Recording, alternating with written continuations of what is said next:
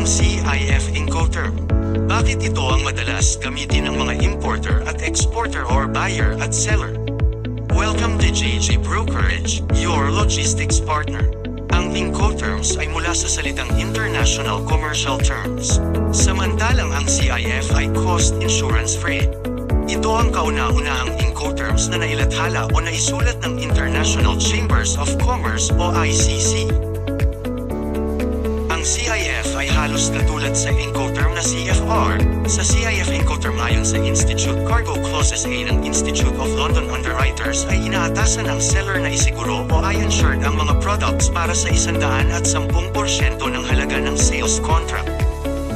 Sa Incoterms na ito, ang obligasyon ng seller ay magmumula sa produkto sa kanyang warehouse or pabrika hanggang makarating ito sa port of destination o port ng buyer. Dapat ibigay ng seller ang mga dokumentong kinakailangan upang makuha ang mga kalakal mula sa carrier o barko o airlines upang masiguro ng buyer ang insurance nito.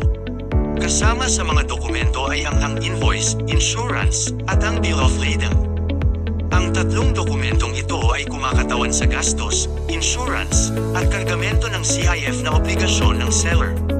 Ang obligasyon ng seller ay nagtatapos kapag ang mga dokumento ay ibinigay sa buyer. Ang mga obligasyon at responsibilidad ng seller ay mula sa pag-load sa truck, paggawa ng export documents para sa customs o aduana, transportasyon papunta sa airport o seaport, pagkakarga ng cargo sa barko at paggawa ng insurance documents.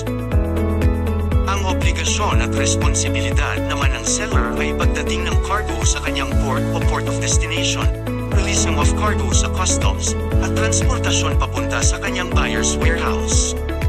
Madalas itong gamitin ng mga importer at exporter dahil sa convenience sa pag-book ng freight at paggawa ng insurance ng seller sa origin port.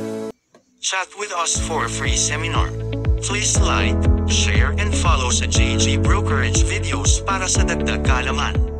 Thank you for watching.